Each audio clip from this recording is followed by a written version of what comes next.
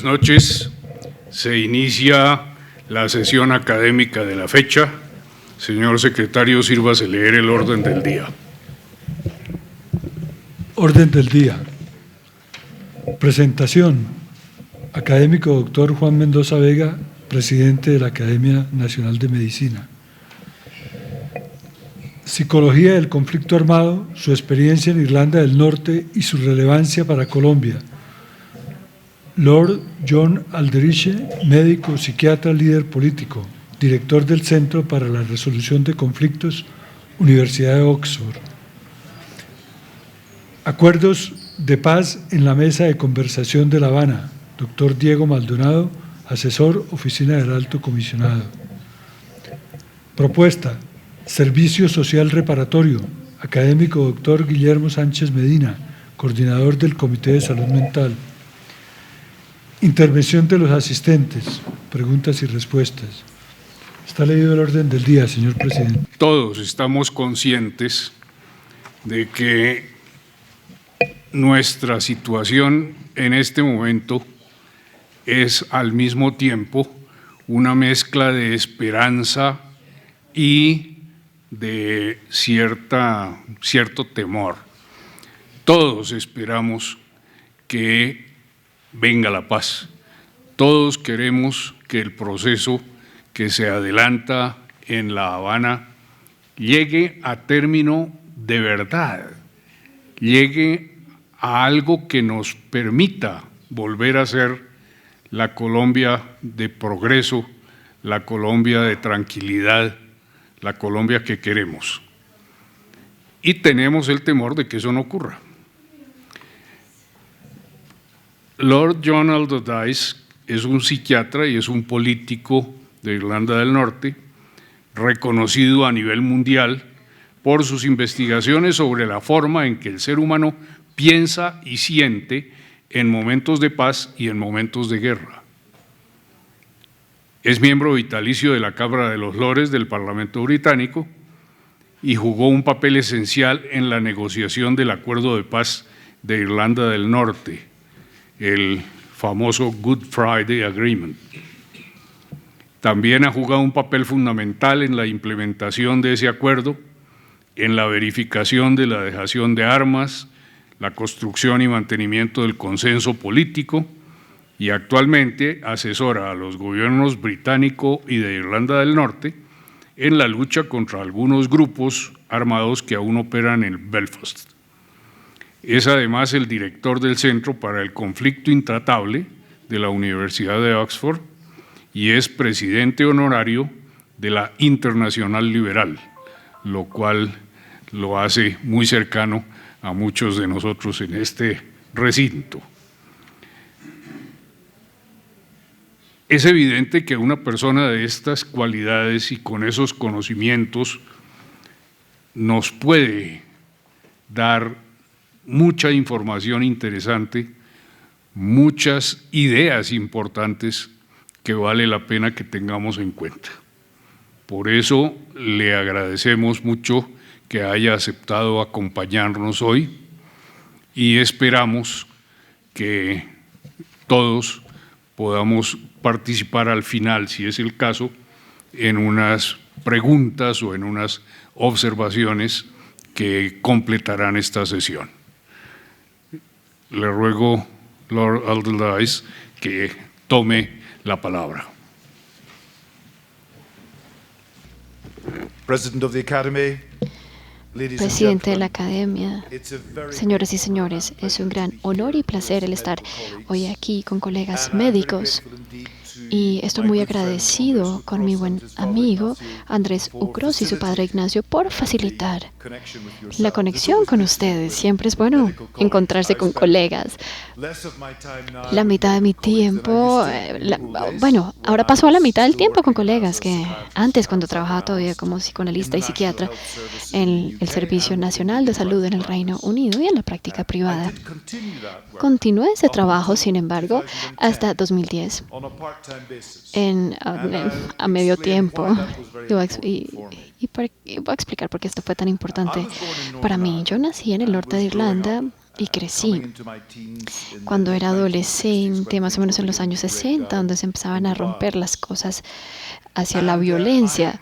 Y he crecido con un padre y una madre que han abordado las dificultades con el lema de cómo podemos arreglar esto, cómo podemos sanar esto, cómo podemos resolver este problema. Entonces, cuando vi que las cosas empezaban a entrar en dificultades, yo buscaba maneras de entender por qué la gente y las comunidades entraban en conflicto, en violencia destructiva, y naturalmente buscaba o miraba hacia las ciencias políticas a ver si podía entenderlo así, porque era un problema político en naturaleza, pero la ciencia política no me daba una explicación muy adecuada. No éramos una parte, digamos, pobre del mundo. Si teníamos elecciones, éramos parte del Reino Unido, y sin embargo muchas partes del mundo que tenían peores condiciones que nosotros no estaban involucradas en campañas terroristas. Entonces, la idea de que todo esto estaba asociado con un problema económico no me parecía que tuviera sentido. También me parecía difícil entender que todo era cuestión de comportamiento racional, que la gente simplemente estaba operando con base en sus intereses económicos, porque nadie se beneficiaba de este ciclo permanente de violencia que continuamente no solamente se daba año tras año o década tras década, pero en el caso de mi país, siglo tras siglo. Entonces desarrollé la idea de que si podía incursionar en la medicina y la psiquiatría y entender por qué la gente a nivel individual se hace tanto daño, tal vez podría entender por qué toda una comunidad se comporta de manera nociva. Y eso fue lo que hice. Estudié medicina y psiquiatría y luego incursioné en el psicoanálisis y traté de desarrollar una manera de entender que era mejor desde el punto de vista médico y psicológico. Todos conocemos el hecho de que cuando crecemos y nos desarrollamos como organismos individuales, avanzamos de un reflejo simple, un comportamiento basado en reflejos, a un comportamiento más complejo y adaptable. Y luego, si algo pasa, si nos enfermamos, si sufrimos un tumor o un derrame o algo así, hay dos cosas que ocurren. Primero, perdemos algunas de las capacidades más avanzadas. Y segundo, la capacidad más primitiva o las capacidades más primitivas empiezan a surgir de nuevo. Por ejemplo, algunos de los reflejos más primitivos de cuando una persona es bebé puede reaparecer cuando hay un derrame. Estos son las pruebas que hacemos. Digamos, estos son los resultados de los exámenes. Entonces, de pronto es el caso de que no solamente es la manera en que nos desarrollamos como individuos, sino cómo se desarrollan todas las comunidades. Avanzan de una manera rígida o predecible de comportarse a una manera más compleja. Y luego, cuando se enfrentan a un problema, acuden a las maneras más primitivas de pensar y de funcionar y se libera este fenómeno más primitivo. Entonces, empecé a involucrarme en la vida política porque como psicoanalista y psiquiatra siempre me dijeron que no era suficiente especular. Es necesario involucrarse con el paciente, examinar el paciente, ver qué encuentra uno, cuál es la evidencia, y luego tratar de construir las ideas sobre la base de la evidencia. Y cuando hay una idea, se hace una intervención y la intervención va a mostrar si la idea tiene sentido, es apropiada, si se hizo el diagnóstico adecuado y si tenemos el tipo de tratamiento adecuado. Y por supuesto es muy importante cuando se ha hecho un error de juicio. Lo importante es acudir a la junta y saber si hemos hecho lo correcto. Hay doctores, nadie aquí que yo conozca, pero hay doctores que hacen, o médicos, que hacen un diagnóstico incorrecto en 5 minutos y duran 25 años tratando de probar por qué hicieron ese diagnóstico y por qué sí estaba bien. Y eso no es la manera de proceder. La manera correcta de proceder no es esa. En política pasa igual. Uno tiene una idea de lo que está pasando, pero generalmente no. no es lo que pasa en la política. Vemos, en medicina no soñamos con ser un doctor sin entrenamiento, sin abordar la evidencia, sin decir, no estoy seguro, quiero examinar, necesito probar un tratamiento diferente. Hay un componente intelectual en nuestro entrenamiento, hay un componente práctico. En la política funciona de manera completamente diferente. En ciencias políticas, los politólogos jamás se involucran de esta manera. Los políticos no vienen a decir, bueno, no estoy seguro de lo que está pasando aquí, vamos a hacer algunos experimentos y después tomamos una decisión de qué hacer. No, simplemente saben la verdad desde el principio, es lo que ellos creen. No vienen con un enfoque de exploración, porque si no, nunca los van a elegir. Es una cosa muy rara de los políticos. No es como la medicina, no es como la mayoría de las profesiones que respetan el intelecto y lo vinculan con la práctica. Pero yo estaba determinado a hacer esto. Entonces, desarrollé algunas ideas, me involucré con partidos políticos. Se llama el Partido de la Alianza porque tenía personas de ambos lados, católico y protestante, unionista y nacionalista, y pensé que este era un buen ámbito terapéutico en el cual yo podría involucrarme con políticos de diferentes partes, diferentes contextos, puedo entender de dónde vienen, y en vez de decir, esto está bien, tienen la razón, ustedes no, puedo decir, ¿qué está mal aquí? ¿Por qué esta comunidad se está volviendo disfuncional? ¿Cuáles son los síntomas que observo y cuál puede ser la razón o las razones por las cuales una comunidad desarrollan estos síntomas? Por ejemplo, una comunidad liderada por cierto líder puede parecer muy brava, agresiva, llena de ira y destructiva. Y cuando uno conoce a la comunidad, descubre que lo que hay detrás de eso es miedo por todo lo que está pasando en la comunidad y responden de manera agresiva. Pero así no funciona la política en general. Si alguien tiene ira, uno responde con ira. Sí, no hay un entendimiento de que esta persona está enojada, de pronto tiene miedo. En la comunidad protestante, por ejemplo, había mucha agresividad contra la comunidad católica nacionalista, pero parte de la razón era porque esta comunidad protestante, tenía miedo, había sido abandonada por Gran Bretaña y no tenía un futuro predecible. Entonces, una vez en la política encontré maneras de hacer intervenciones con las comunidades a fin de responder de manera constructiva. Y esto sería muy, muy importante. Si voy a ser terapeuta, necesito encontrar una manera en que puedo involucrarme con mi paciente. Escucho lo que el paciente tiene que decir, hago una interpretación y empezamos a explorar cómo puede cambiar este paciente su comportamiento hacia uno que no sea autodestructivo. En política también es posible hacer esto. Si uno está en una posición de liderazgo, puede hacer una intervención. En la prensa, en el radio, en televisión, puede haber una intervención y obtener una respuesta, y luego se puede incorporar esto en la manera de trabajar. Entonces, ¿qué tenemos que hacer? Si tenemos comunidades que nos involucran unas con otras, tenemos que construir algún tipo de mecanismo de escucha. Y si hay gente que está siendo violenta, hay que intentar entender por qué esa violencia ha surgido en la comunidad. De donde yo vengo, en el mundo y también de otras partes del mundo, he descubierto que en todos los casos, en cada caso, hay ciertas maneras de sentir que son muy tóxicas y desastrosas en las relaciones. La primera es que siempre encuentro un grupo de personas que se sienten humilladas e irrespetadas.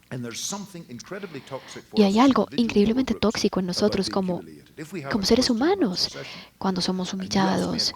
Si ustedes me hacen una pregunta en esta sesión y yo respondo de manera humillante e irrespetuosa, en 20 años, si nos volvemos a encontrar, lo único que usted recordará de mí fue la manera grosera o la manera ruda en que lo hice sentir mal y humillado. Entonces, esto es importante, esto es cierto para la vida de una persona y ciertamente lo es también para las comunidades. Y no se borra simplemente porque pasa el tiempo. Segundo, si un individuo siente que ha sido tratado de manera profundamente injusta, o en inglés unfair, es decir, no desde el punto de vista legal, sino parcializada. Puede que haya algo legal, pero que se sienta injusto o parcializado. Cuando mis hijos estaban más chiquitos, por ejemplo, no me decían, papá, Peter fue injusto conmigo o ilegal contra mí. No, simplemente fue injusto. Hay una sensación de sentimientos que son muy nocivos en las comunidades o en las relaciones. Si en las comunidades las personas se sienten humilladas y tratadas de manera injusta, primero van a tratar de cambiar esto, de mejorarlo, pero si no pueden hacerlo, es muy común que acudan a la violencia. Entonces la violencia generalmente es la etapa final de un periodo largo en que la gente siente o experimenta estos sentimientos. Yo uso la palabra sentimientos con frecuencia porque en política los sentimientos son mucho más importantes que los pensamientos. En las elecciones, los partidos políticos producen manifiestos, los envían, etcétera, y casi nadie los lee. Porque la mayoría de la gente no vota con base en lo que piensa o en lo que lee, sino en lo que siente. He tenido la experiencia de personas que me dicen, usted salió en televisión anoche, fue buenísimo. Muy bien, ¿qué le parece lo que dije? Yo no tengo ni idea de lo que dijo, pero se veía súper bien. Porque la gente responde a los sentimientos que generan las cosas, no tanto a lo que piensan sobre las cosas. Si hay un acuerdo de paz acá, si hay un referéndum, un plebiscito, muchas personas van a votar de esta manera. Van a votar con base en lo que sienten. Algunas veces ni siquiera en cómo se sienten acerca del tema, sino cómo se sienten acerca del presidente, pero no de las propuestas en los documentos. Este es un impulsor muy poderoso y también peligroso en los seres humanos. Entonces, cuando empezábamos a trabajar con las dificultades en Irlanda del Norte, traté de ver dónde había evidencia de una comunidad de personas que se sentía humillada e irrespetada y tratada de manera injusta. ¿Y saben qué encontré? Ambos lados de la comunidad se sentían mal, protestantes y católicos. Y luego fui al Medio Oriente y los palestinos y los judíos se sentían humillados e irrespetados más ampliamente y sentían que todo era injusto con ellos. En Sudáfrica era lo mismo. Entonces son cosas muy destructivas y peligrosas. ¿Cómo empezamos a avanzar más allá? Si la gente se siente irrespetada, hay maneras de participar mediante las cuales se pueden empezar a sentir más respetados y mejor tratados. Cuando me escogieron en el consejo de Belfast, la primera persona que me felicitó fue un miembro del IRA y me extendió la mano. Felicitaciones. Supuestamente nadie podía darle la mano a alguien, al miembro del ejército republicano irlandés, porque eran manos que tenían sangre, manchadas con sangre. No se podía dar un apretón de manos en público. ¿Y qué hacía yo? Podía hacer lo que era políticamente correcto, esconder mi mano y decirle que yo no le iba a dar la mano, porque él era del IRA. Pero esto sería seguir siendo parte del sistema político. No implicaba hacer una diferencia. O yo podía decir, esta persona es un ser humano, es miembro de una comunidad que se siente humillada e irrespetada.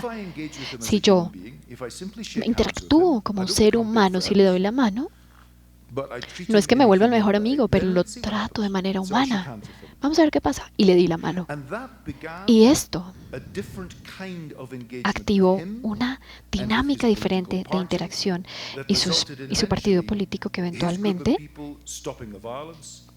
llevó a que él se volvió un miembro honorable de influencia en Belfast. Y todo empezó a cambiar. Esto no es fácil, tiene muchos altos y bajos. Cuando yo estaba en proceso de entrenamiento, trabajé con muchos alcohólicos y personas que abusaban de las drogas. Cualquiera que trabaje en esta área sabe que hay recaídas. La persona que tomaba mucho va a tomar mucho otra vez y hay que sentarse y volver a hablar con esta persona, preguntar por qué volvió a tomar, qué pasó, primero porque terminó en estas. Y uno no se rinde simplemente porque hay una recaída. Muchos de nosotros tratamos las recaídas y las enfermedades, tratamos de entender por qué hay una recaída, qué se puede hacer para avanzar y tratar las cosas de manera que sea más exitosa. Todos estos elementos son cruciales para nosotros como médicos. No, incluso si lo sentimos así, no empezamos a echarle la culpa a nuestros pacientes por sus enfermedades. Puede que hayan contribuido a esto, pero los tratamos como pacientes y tratamos de de ayudar y de hacer que las cosas mejoren. Y esto es algo muy difícil de hacer en el ámbito político. Los sentimientos son tan poderosos y tan fuertes que es difícil pensar en la violencia como un problema de salud. Se siente como un problema del bien y el mal. Pero si trabajamos en esa dirección, simplemente o de esta manera, vamos a ser parte del sistema y no vamos a hacer ninguna diferencia. Y por todos los años que he estado trabajando con gente, con los ministros de Gran Bretaña e Irlanda, líderes políticos de diferentes partidos políticos, personas involucradas y motivadas por la violencia, que siguen los mismos principios con los que yo crecí en medicina, principios de tratamiento humano, tratar a las personas con respeto, tratar de entender la historia que hizo que surgiera esta situación peligrosa en la cual vivimos. Todo esto, por un periodo largo y con mis colegas, hizo que fuese posible llegar a un acuerdo político. Y luego se volvió incluso más difícil. ¿Por qué? Bueno, porque la gente, no simplemente por el hecho de tener un acuerdo, significa que no va a tener una gran relación unos con otros. Todas las dificultades continúan. La manera de estar en el mundo o de ser en el mundo no cambia automáticamente porque cambiamos el contexto. Lo sabemos con los pacientes, lo sabemos con nuestros amigos de la universidad. Quizá ustedes tengan algún estudiante que no le va muy bien en los exámenes y uno se reúne con ellos. ¿Por qué no le fue bien? Bueno, yo no trabajé mucho para este examen. ¿Le va a ir mejor en el siguiente examen? Sí, señor, me va a ir muy bien. Y la siguiente vez le pasa lo mismo. O tenemos amigos que se meten en relaciones nocivas, tóxicas, destructivas, y hablamos con ellos y los motivamos para que salgan de esa relación que no les conviene, y salimos de esa conversación, sí, listo. Y luego, 6 meses después, otra vez están en una relación tóxica, en otra. Así somos, volvemos a caer en los mismos problemas. Entonces, en el proceso de paz, aunque tengamos un acuerdo, tenemos que cambiar nuestra estructura constitucional.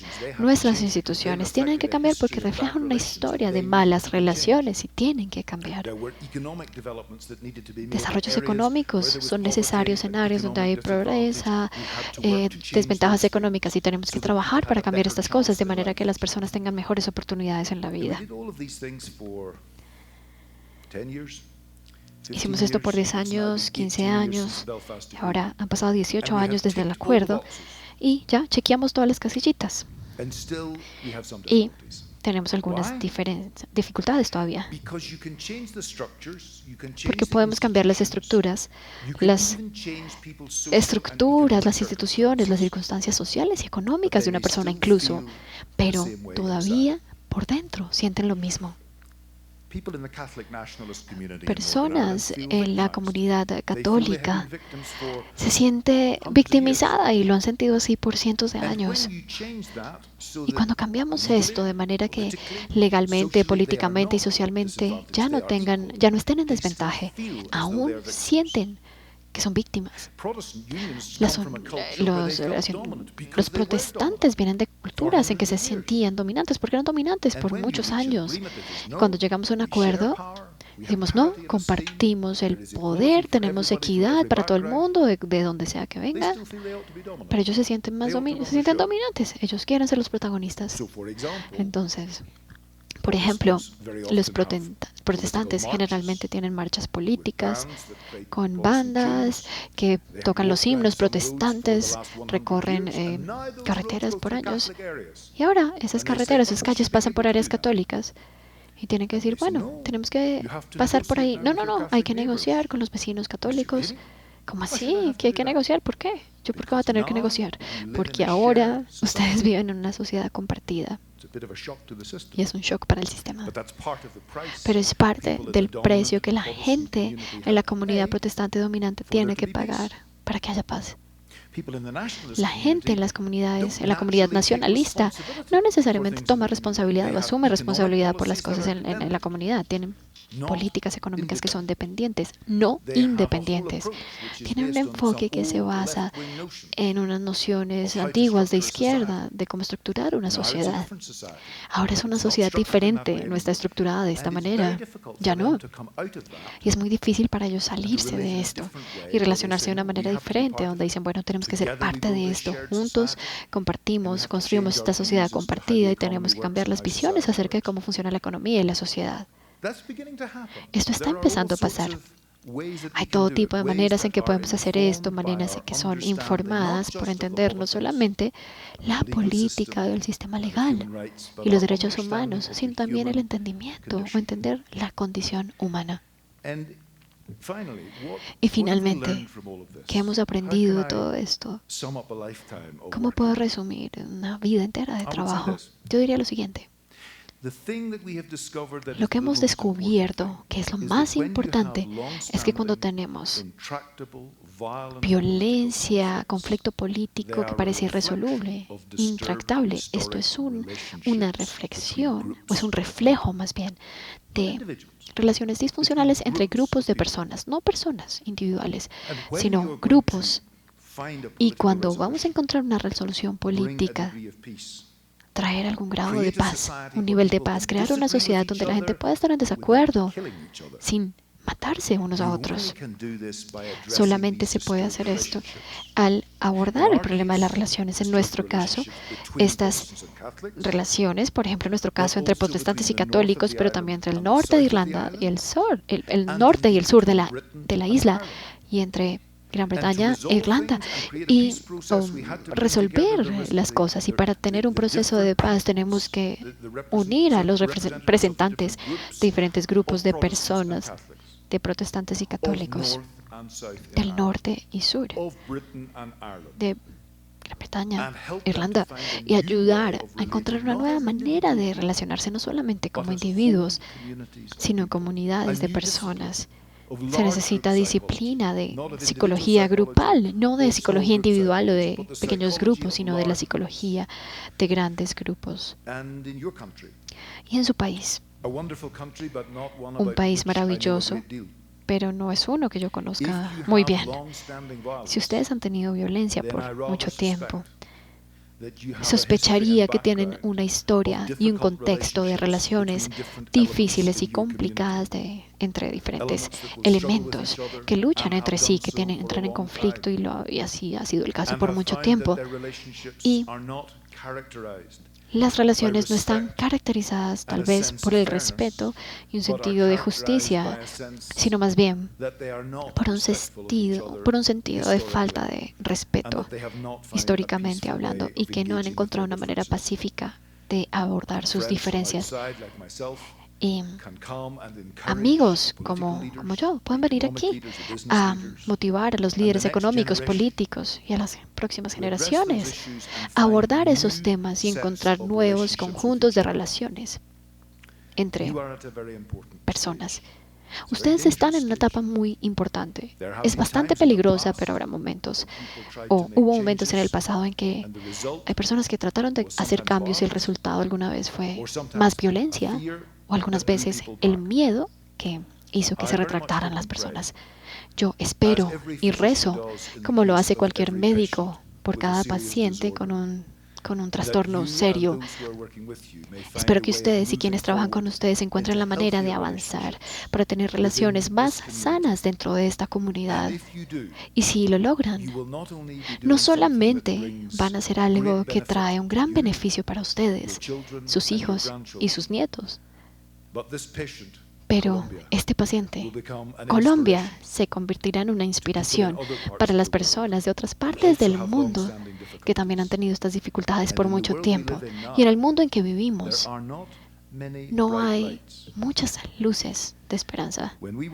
Cuando nos involucramos en nuestro proceso, había más dinero, no teníamos una crisis económica, pero lo más importante es que los líderes políticos alrededor del mundo creen que son grandes líderes cuando resuelven el conflicto. Gorbachev, Clinton, Mandela, de Clark. Ahora, los líderes en el mundo se creen ahora grandes líderes cuando crean el conflicto o lo llevan a cabo y no cuando lo resuelven. Entonces es un momento difícil para ustedes. No están todos los vientos a su favor, el zeitgeist. Pero espero y rezo porque ustedes puedan entregar buenos resultados para ustedes y las siguientes generaciones. Al final, como Virchow, el gran neurólogo ruso, lo dijo, la política simplemente es medicina escrita a gran escala. Y todos nosotros hemos dedicado nuestras vidas para tratar de contribuir a la sanación individual y comunitaria, o en la comunidad. Muchas gracias. El señor don Diego Fernando Maldonado es el asesor de la Oficina del Alto Comisionado para la Paz. Fue coordinador del Grupo de Paz y Desarrollo de la Dirección de Justicia, Seguridad y Gobierno, en donde, entre otros temas, coordinó la elaboración del capítulo Seguridad, Justicia y Democracia para la Construcción de la Paz, del Plan Nacional de Desarrollo 2014-2018, y acompañó la discusión del punto 2, participación política, en la mesa de conversaciones de La Habana. Es politólogo de la Universidad Javeriana, máster en estudios interdisciplinarios sobre desarrollo en la Universidad de los Andes. También ha sido profesor de cátedra de la Universidad Javeriana y de la del Minuto de Dios en asignaturas como conflicto armado y construcción de paz, democracia y participación ciudadana, instituciones políticas y teorías de acción colectiva. Ahora vamos a oírlo porque usted tiene todavía más datos y todavía probablemente más cosas en las que hacernos pensar. Doctor Maldonado.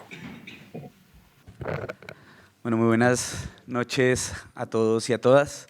Un saludo muy especial a la mesa principal y agradecerles profundamente esta invitación a compartir este espacio con ustedes. A Lord Alderdice también, para mí es un placer compartir este escenario con usted y tener la oportunidad de compartir además algunas reflexiones sobre lo que implican las conversaciones de paz y los acuerdos que se están suscribiendo en La Habana. Yo quisiera arrancar esta intervención señalando tres premisas que me parece que son muy importantes tener en cuenta cuando uno, digamos, se va a referir a los distintos puntos del acuerdo que ya se han firmado a la fecha. Y yo creo que en esto concuerdo bastante con Lord Alderdice en unos elementos que son cruciales para la construcción de paz en el país y que han guiado de alguna manera las discusiones que se están desarrollando en La Habana. Lo primero que me parece muy importante señalar es que la construcción de paz es un ejercicio que está centralizado o que tiene el propósito fundamental de modificar las redes sociales de confianza, cooperación y asociatividad en el país. En Colombia la violencia no solamente ha impedido que muchas personas hayan logrado garantizar sus derechos entendidos de la manera más amplia posible, sociales, económicos, políticos, etcétera, sino que el legado de la violencia también ha impactado la manera en cómo nos relacionamos. Un estudio que se hizo hace poco por el Departamento Nacional de Planeación nos permitió encontrar un dato muy interesante. Ese estudio es la Encuesta Mundial de Valores y la Encuesta Mundial de Valores señala que en Colombia solamente el 4% de los colombianos confía en los demás. Cuando uno lo compara con una encuesta similar levantada en otros países del mundo, por ejemplo Suecia, el dato alcanza el 76%, en Chile el 48%.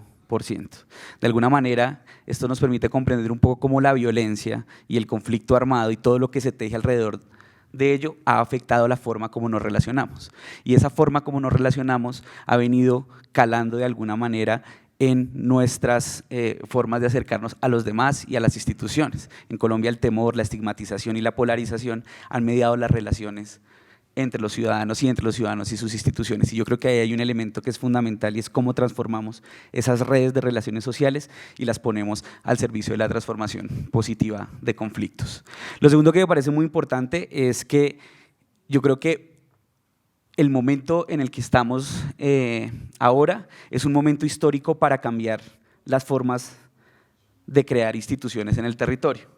El alto comisionado para la paz ha señalado de manera muy insistente en varios de sus discursos que construir paz significa llevar las instituciones al territorio, pero son instituciones no solamente en el sentido de entidades de gobierno, es decir, de un juez, de una dirección particular de salud, de educación, etcétera, sino es construir una forma de relacionarnos nueva, es decir, instituciones en el sentido de prestar servicios sociales, pero también instituciones en el sentido de relacionarnos. Y eso va a traernos o nos va a implicar una creatividad gigantesca, es decir, pensar, actuar y proceder de manera muy distinta como lo hemos hecho hasta ahora. De alguna manera, la forma en cómo nos hemos acercado a los territorios, sobre todo de una manera muy centralista, ha impedido que podamos lograr aprovechar las distintas capacidades que hay en los territorios para generar condiciones de desarrollo en el país. Y la tercera reflexión que me parece muy importante señalar es que lo que se negocia en La Habana y lo que se firme en La Habana no es ni la punta del iceberg de la tarea de construir paz en Colombia. La firma del acuerdo, tal como lo señala de manera general el nombre que incluyó los distintos puntos que se están negociando, es decir, la agenda para la terminación del conflicto y la construcción de una paz estable y duradera, es solamente eso, es un acuerdo que nos va a permitir finalizar la confrontación armada o las hostilidades. La construcción de paz será un ejercicio en el que el conjunto de la sociedad deberá concurrir de tal manera que podamos asegurar derechos para todos los ciudadanos y por otro lado resolver de manera pacífica distinto tipo de conflictos. Y aquí un llamado muy importante. La firma del acuerdo no significa que los conflictos en Colombia van a desaparecer. La firma del acuerdo implica que la transformación de esos conflictos tiene que encontrar una forma distinta de resolverse, en el que las armas nunca sean más un instrumento para garantizar derechos e imponer visiones de desarrollo. Entonces me parece que con esas premisas puedo un poco arrancar a contarles qué significa o qué es lo que se ha acordado hasta el momento en La Habana en tres elementos fundamentales: en desarrollo rural, en participación política y en solución al problema de las drogas.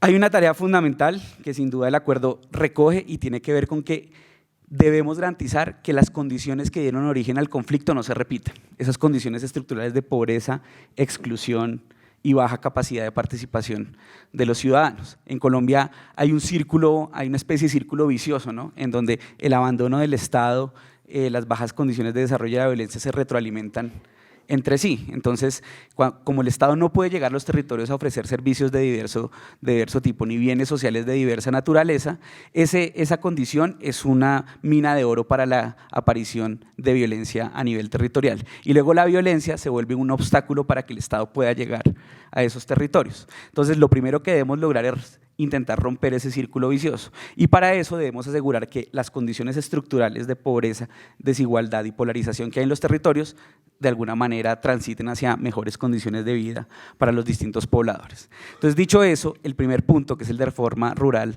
integral agraria, busca justamente que el campo, que ha sido los espacios del país en donde más se ha desarrollado esta desigualdad y esta pobreza, gane condiciones de mejor calidad de vida y de convivencia pacífica. Frente al desarrollo rural integral hay tres grandes pilares. El primero es acceso a tierras. Casi que cuando uno revisa en la historia de la violencia en nuestro país, el acceso a la tierra es de alguna manera el epicentro del conflicto armado en Colombia. Y es campesinos que quieren desarrollar una apuesta de proyecto de vida productivo que no tienen acceso a el insumo vital para hacerlo, que es la tierra. Entonces, el acuerdo prevé como un primer pilar en esta materia desarrollar una serie de políticas para asegurar que los campesinos y en general las personas que habitan el área rural puedan acceder a la tierra. Esto se va a hacer a través de 5 grandes tareas. La primera es reconocer que hay campesinos en el país que no tienen modo de acceder ni a créditos ni a subsidio, y por tanto se debe generar un fondo de tierras a través del cual se entregue gratuitamente tierras en el país. Ese fondo va a estar alimentado por distintas fuentes, entre ellas tierras que hagan parte de un proceso de extinción de dominio a tierras que hayan sido incautadas incautadas a narcotraficantes, tierras baldías o predios baldíos y tierras que estén, siendo entregadas al gobierno por actos de cesión de parte de privados. Entonces, esa primera tarea de conformar ese fondo de tierras es un esfuerzo que debe hacer nuestra sociedad para entregarle de manera gratuita a quienes habitan en las zonas rurales el insumo básico para que puedan desarrollar su proyecto de vida. La segunda tarea fundamental en materia de acceso a tierras es crear o acompañar esa entrega gratuita con unas tareas clásicas de acceso a la tierra, que son los subsidios integrales y los créditos especiales. Los subsidios son apoyos a la compra de tierras, los créditos son, de manera muy general, ayudas económicas para que los campesinos puedan acceder a esa tierra. Estos créditos y esos subsidios, por la naturaleza de los mismos habitantes del área rural, pues van a tener unas características especiales. No sé si ustedes conocen, pero en Colombia, para que un campesino pueda acceder a la tierra, lo primero que le piden es que tenga tierra, y eso parece un contrasentido, ¿no? Entonces, acceder a un subsidio, acceder a un crédito, se hace sobre la base de algo que los campesinos no tienen. Entonces, ahí habrá que hacer una tarea muy importante. El segundo grupo de asuntos está relacionado con la formalización de la pequeña y mediana propiedad. En Colombia, digamos que, sobre todo a principios del siglo XX, había una forma de hacer transacciones económicas en el campo bastante simple, y era: yo le pago a un campesino una plata y el campesino me entrega la tierra, pero en la interacción económica no había ningún tipo de respaldo formal. Eso, digamos, que trajo consigo una serie histórica de ausencia de capacidad de reconocer a quién le pertenece qué y en dónde están las distintas tierras en Colombia. Entonces hay que hacer una tarea muy importante de formalizar esa pequeña y mediana propiedad, porque de alguna manera eso también es un insumo básico para el acceso a créditos, para el acceso a servicios sociales del Estado, etc. La tercera tarea bien importante en materia de desarrollo rural integral va a estar relacionado con ordenar el territorio. En Colombia hay varios estudios, sobre todo realizados por el Instituto Geográfico Agustín Codazzi, que señalan que no siempre las tierras están produciendo o están al servicio de su vocación. Es decir, en donde se debe hacer desarrollo agropecuario se está haciendo desarrollo ganadero, donde se puede hacer desarrollo ganadero se está haciendo explotación mineroenergética, donde se debe conservar y proteger el medio ambiente se está haciendo explotación mineroenergética de otro tipo. Entonces hay una tarea que es fundamental y es simplemente ordenar el territorio. Y ese ordenamiento del territorio es muy importante que esté alineado con visiones colectivas de territorio, es decir, que no responda a unos técnicos que deciden para qué es útil un suelo determinado, sino que esto responda a la vocación propia de comunidades y de actores institucionales en esos territorios. Entonces, en el marco de ese ordenamiento territorial se van a hacer dos tareas que me parece clave señalar. La primera es ordenar el catastro rural y, en general, atado a una política de catastro, digamos, urbano y rural. En Colombia hay una fragmentación entre catastro y registro, es decir, no sabemos en dónde están los territorios y a nombre de quién están registrados. Y eso es una tarea que hay que resolver porque de alguna manera también ha impactado sobre la forma en cómo se desarrollan los territorios en el país e incluso ha llegado a ser utilizado por actores ilegales para apropiarse de distintos territorios en Colombia. Finalmente, en el ámbito del acceso a tierras hay otra tarea que es fundamental, que es diseñar una serie de mecanismos para resolver conflictos por la tierra.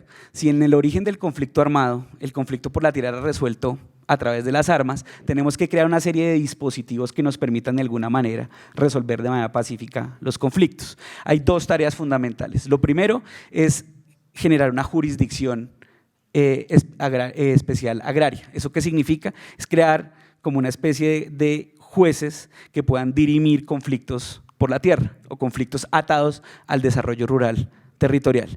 Y lo segundo, creo que resolver un gran desafío que el país, sobre el cual el país tiene una deuda, y es los conflictos Estado, comunidad y empresa.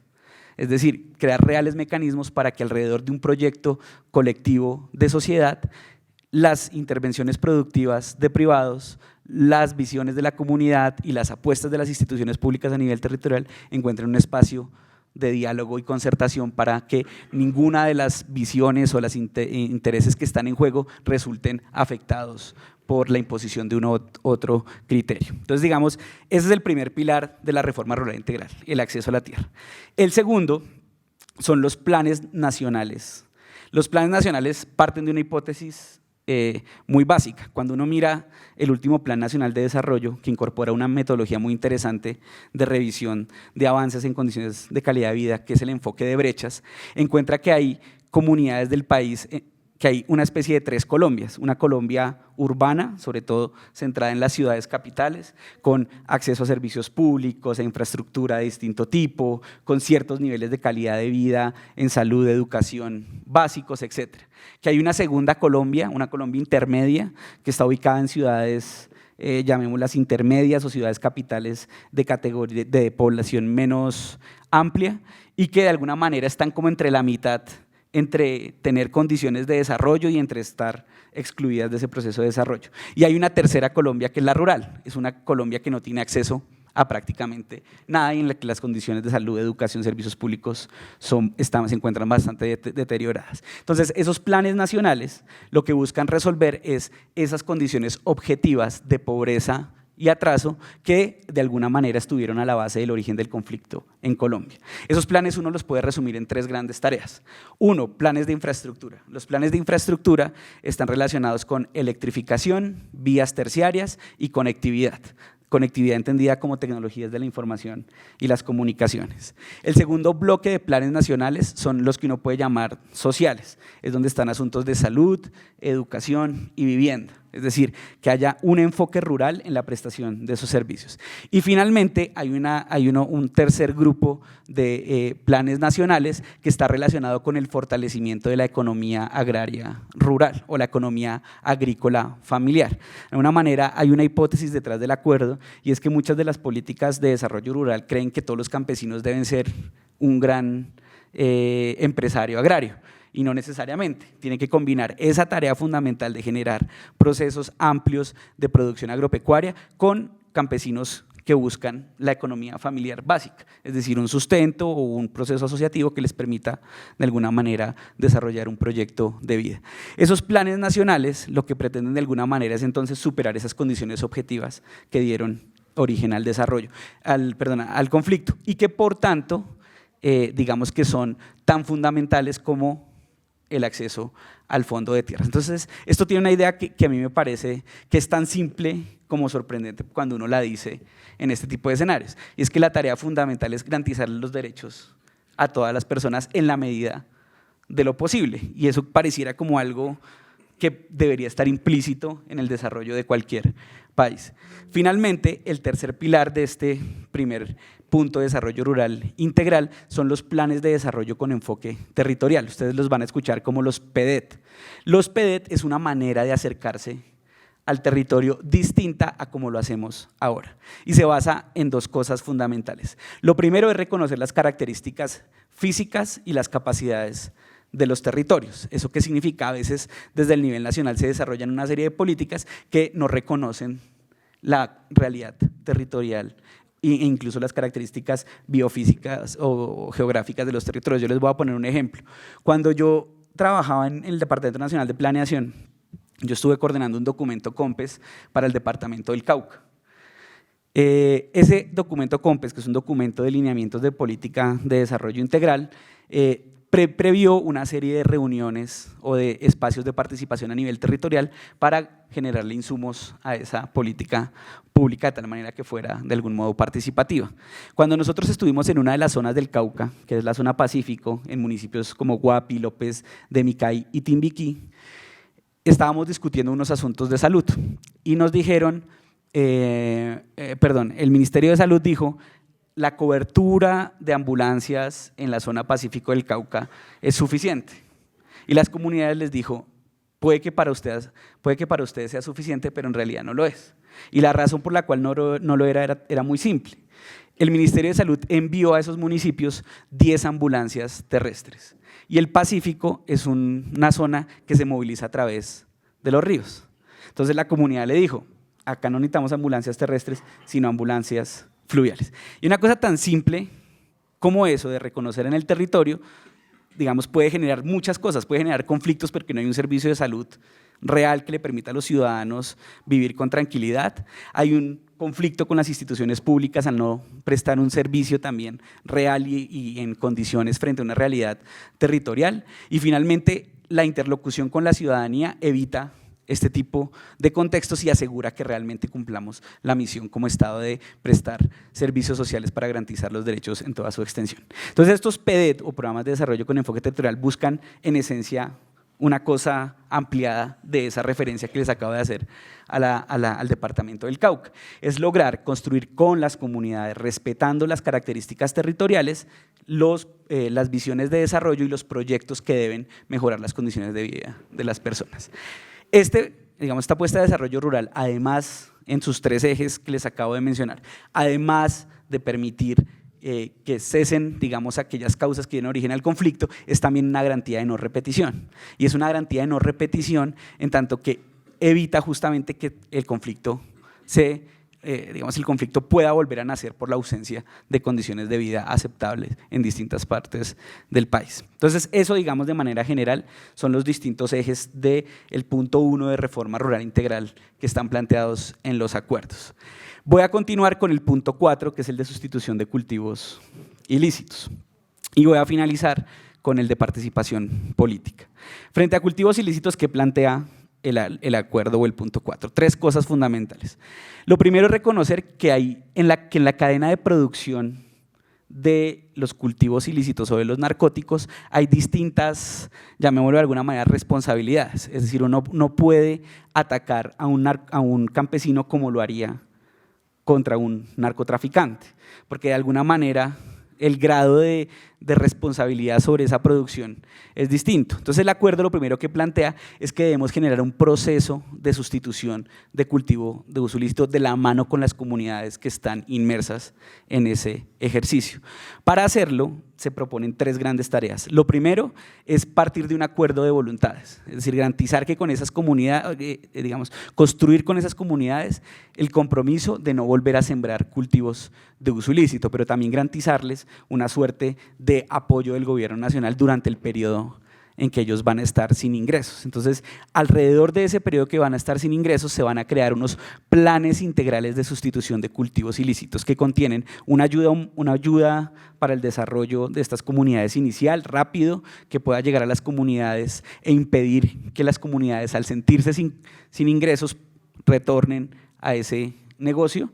Y por otro lado, una tarea que el gobierno o el país mejor no ha logrado juntar o no ha logrado conjugar de cara a cambiar las condiciones de desarrollo en los territorios, y es juntar las políticas de sustitución de cultivos ilícitos con las políticas de desarrollo rural. En Colombia hay políticas de sustitución de cultivos que han funcionado maravillosamente para erradicar manualmente, para que las comunidades dejen de plantar ese tipo de cultivos, pero el problema es que cuando se acaba ese programa de sustitución, que por lo general dura 18 meses, no hay una oferta de desarrollo rural en la que puedan ingresar para tener un proyecto de vida en la legalidad. Y lo que sucede es que la única opción que tienen los campesinos es volver a cultivar porque les genera un ingreso básico. Entonces, la primera tarea que tiene ese plan integral de sustitución de cultivos ilícitos es impedir que eso suceda. Entonces, tiene que ofrecer una respuesta rápida, por llamarlo de alguna manera, que permita a estas personas vivir durante un tiempo determinado y luego incluirlos dentro de la reforma rural integral, de tal manera que sus proyectos en sus territorios tengan posibilidades de sostenibilidad en el tiempo. La segunda tarea es que de alguna manera hay que reconocer que en los territorios en donde hay cultivos ilícitos también hay una infraestructura deteriorada y que hay una infraestructura básica que uno debería colocar inmediatamente una vez se firme el acuerdo. Son infraestructura en materia de salud, de educación, cultura, etcétera. Entonces, digamos que esa es una primera tarea, esos planes integrales de sustitución de cultivos ilícitos que permita la cadena base, digamos, de esta producción de estupefacientes, recuperar su rol dentro de la sociedad y tener un proyecto de vida en el marco de la legalidad. El segundo componente del borrador de acuerdo sobre sustitución de cultivos ilícitos está relacionado con el problema de salud que implica los cultivos ilícitos. Es decir, de alguna manera el acuerdo reconoce que los cultivos ilícitos no son solamente un problema de economías ilegales, sino que también es un problema de salud pública. Y para ello hay que desarrollar al menos 2 asuntos. Lo primero es tener un sistema nacional de atención al consumidor, es decir, dejar de ver al consumidor como alguien sobre el cual hay que caerle con todo el peso de nuestra sociedad y darle el tratamiento que requiere y que es necesario para que pueda desarrollar su vida atendiendo a las características de su consumo y su adicción, y por otro lado generar una conciencia pública general sobre los efectos que trae el consumo de este tipo de drogas. Finalmente, ese es el segundo pilar. El tercer pilar está relacionado con colocar una serie de dispositivos que permitan enfrentar la economía criminal del narcotráfico. Es decir, no solamente hay que trabajar con los campesinos, no solamente hay que entender el problema de salud pública que implica el cultivo de uso ilícito, sino también hay que combatir las economías criminales que están al servicio o que están alrededor de esos cultivos. Y eso implica dos cosas de manera muy general. Lo primero, fortalecer la política criminal en Colombia, y lo segundo es desarrollar todo el dispositivo de seguridad que permita combatir de manera correcta a los distintos actores que comiencen a girar alrededor de esos cultivos ilícitos que pueden llamarse Bacrim, Urabeños, ELN, lo que sea. Entonces, digamos, ese segundo punto de sustitución de cultivos ilícitos tiene como propósito, de alguna manera, resolver esos tres asuntos: sustitución de cultivos, salud pública y combate a las economías y a los grupos criminales para, digamos, de alguna manera generar mejores condiciones de desarrollo en el país. Finalmente, el punto 2, que para mí, digamos, a mi juicio es el espíritu y es, digamos, la clave de la construcción de paz en Colombia, es el de participación política. Y este punto de participación política tiene tres grandes componentes. El primero es reconocer que en Colombia la expresión de ideas políticas históricamente ha sido estigmatizada, perseguida y atacada. Un ejemplo que todos conocemos en este escenario es el magnicidio de la Unión Patriótica en los 80s. Entonces es la criminalización de un sector o una población simplemente por las ideas que profesa y defiende en la agenda pública. Entonces, una tarea que tiene el gobierno nacional y que tiene nuestra sociedad en general de cara al futuro es asegurar que esos grupos puedan expresar en público lo que quieran, que puedan defender sus ideas, tramitarlas en las corporaciones de elección popular, que puedan defender sus agendas. Finalmente, en últimas, ese es el valor de la democracia. Preferimos que la confrontación se dé en el ámbito de las ideas y no en el ámbito de las armas. Entonces, para aumentar esa apertura, digamos, para garantizar esa apertura democrática, se proponen tres grandes tareas. Lo primero es flexibilizar la forma en cómo se conforman los partidos políticos en Colombia, generando un sistema progresivo de adquisición de derechos para los mismos. Es decir, uno tiene que permitir que la sociedad utilice los partidos políticos, entendidos como correa de transmisión de los intereses ciudadanos, para poder defender unos derechos, unas ideas en sociedad. Pero aquellos que tengan representación en las corporaciones de elección popular, evidentemente deben tener unos derechos de apoyo, subsidio, patrocinio, acompañamiento, etcétera, distintos a los que no lo tengan. Entonces, lo primero es que se puedan crear partidos de manera general. Lo segundo es, así como lo señalaba Lord Alderdice, una tarea fundamental va a estar centrada en la cultura democrática, en cambiar la forma en cómo nos expresamos, cómo interactuamos en política. Y eso va a implicar de alguna manera generar una política de cultura democrática, es decir, algo que nos permita entender que las personas no pueden morir simplemente por lo que dicen y que todo debe tener un espacio en la agenda pública suficientemente amplio para expresarse. Y lo tercero es algo que siempre llamamos nosotros la atención en estos espacios, que a veces se confunde, son la creación de unas circunscripciones especiales transitorias de paz. Estas circunscripciones son curules en la Cámara de Representantes en el Congreso de la República. Pero aquí quiero insistir en una cosa, estas no son curules para las FARC. En ninguna parte dice que son curules para las FARC. Y en los acuerdos no se han definido ningún tipo de curules para las FARC. Estas curules son para zonas del territorio nacional que en razón de tres cosas: impacto histórico de la violencia, debilidad de las instituciones públicas y altos niveles de pobreza, deben tener una representación en las corporaciones de elección popular, porque se considera que son zonas sobre todo subrepresentadas en esos escenarios de debate público. Entonces, estas circunscripciones, para decirlo de una forma muy simple, es que las comunidades que han sido más afectadas por las dinámicas del conflicto armado y la exclusión social, económica y política tengan oportunidades de tener representantes en la Cámara de Representantes. Estas circunscripciones, además es importante, no son infinitas en el tiempo, no son ilimitadas, son por un periodo muy puntual que está en proceso de definición y van a ser en un número de zonas también muy puntual. Entonces, esto no es algo que va a quedar a lo largo del tiempo, puesto que la idea es que al final el juego de la democracia es la que permita asegurar las distintas representaciones. Entonces, lo primero es, como les señalaba, esa apertura democrática, permitir que la gente pueda, en los escenarios del debate político, expresar sus ideas.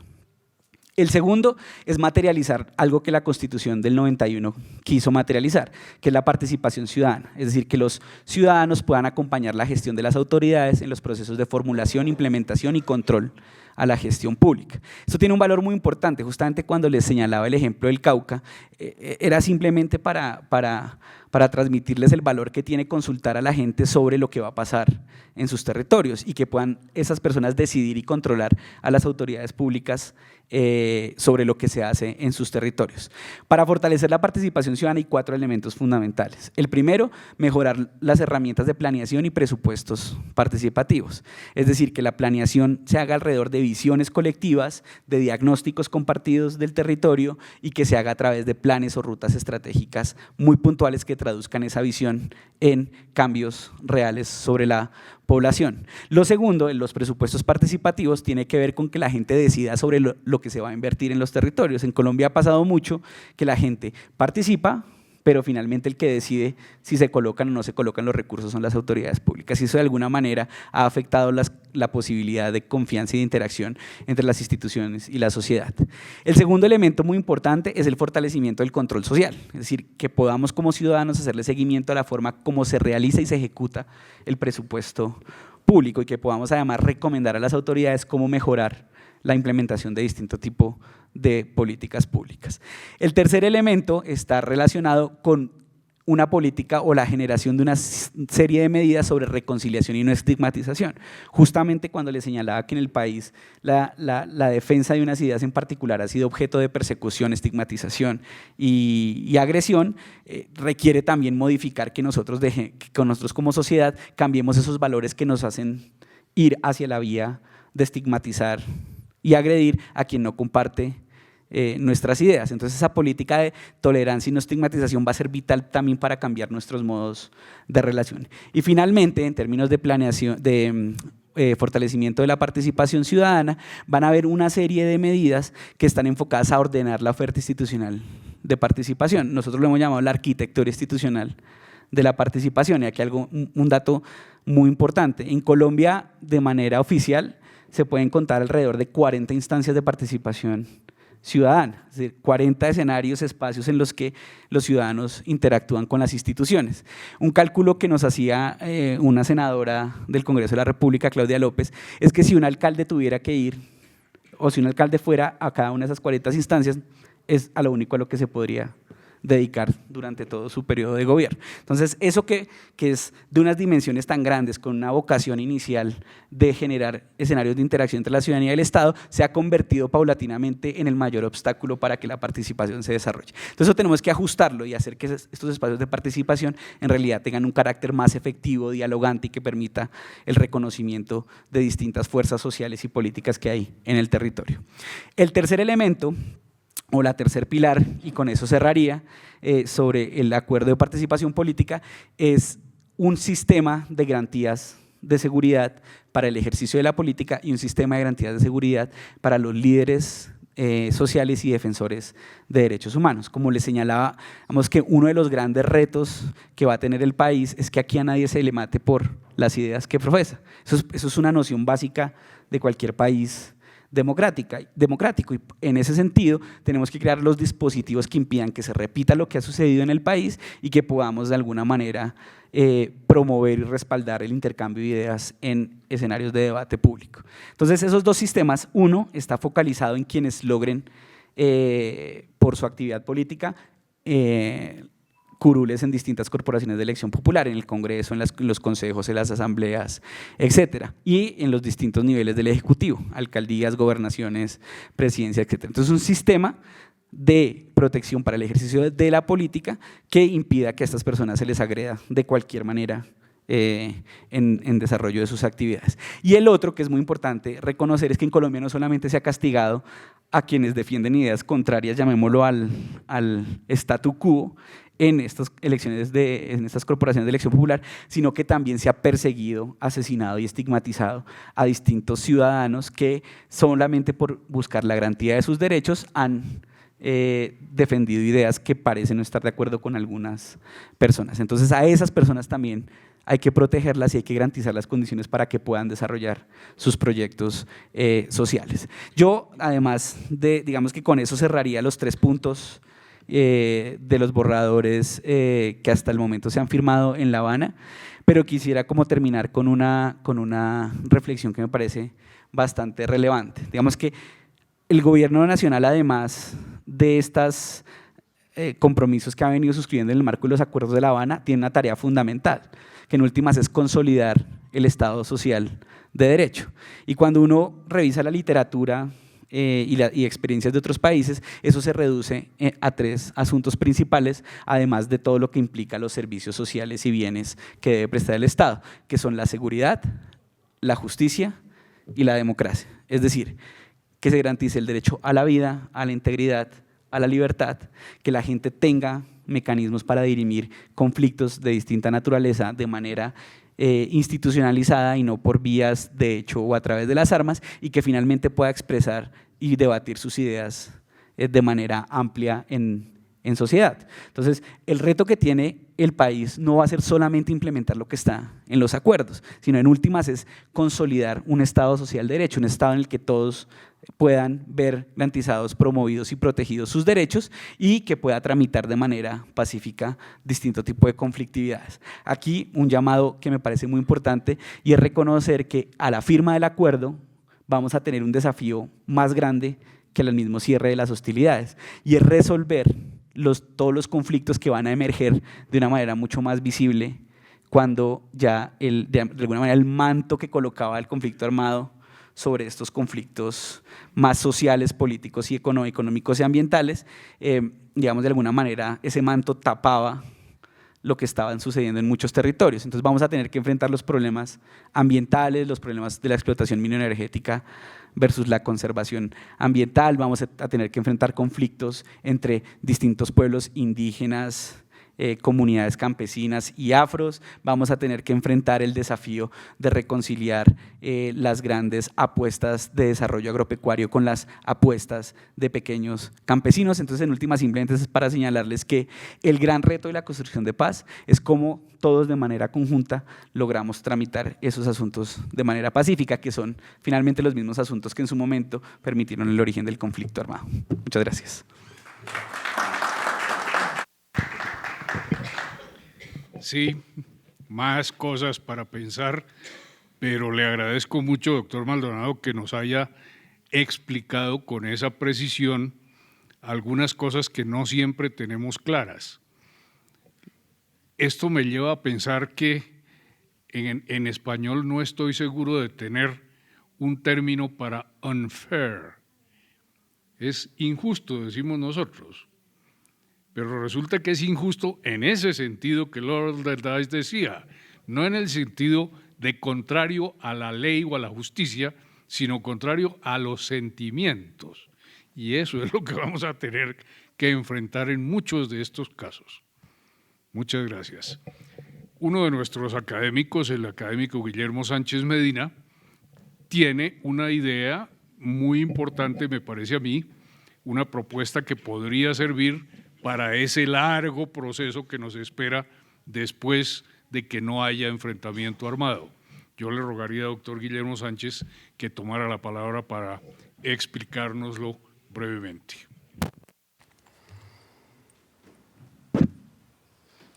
Señor presidente, señores miembros de la Junta Directiva de la Academia, Lord John Alderdice, el señor delegado del Comisionado para la Paz en Colombia, doctor Diego Maldonado, señores invitados especiales, señores académicos.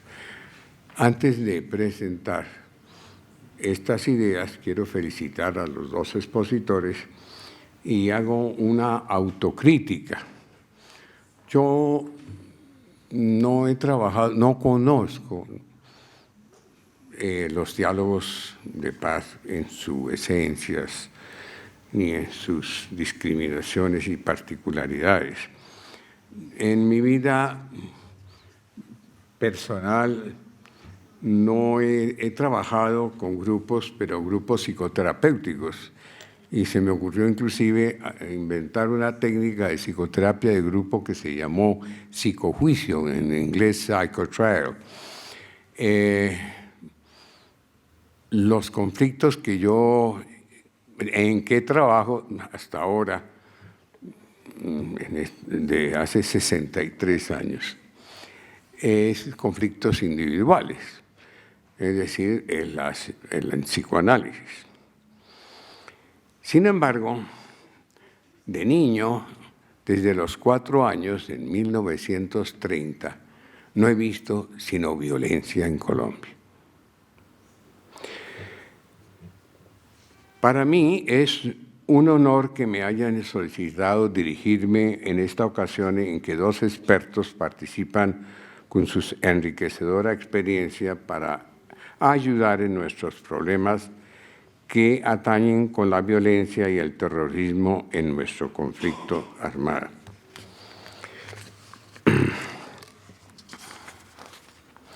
Siempre existe en toda violencia o terrorismo un común denominador, y es nuestra humanidad, el amor a la vida. Cada región, cada época tiene sus particularidades y se propone en esta ocasión abrir el camino para cambiar tanto la sofisticación psicoeconómica como las formas primitivas del terrorismo y llegar a un consenso de paz con la justicia respectiva. Existen sí diferentes aspectos para analizar bastante complejos, y entre ellos están las diferencias económico-psicosocioculturales y aún étnicas, las cuales tienen toda una historia de siglos.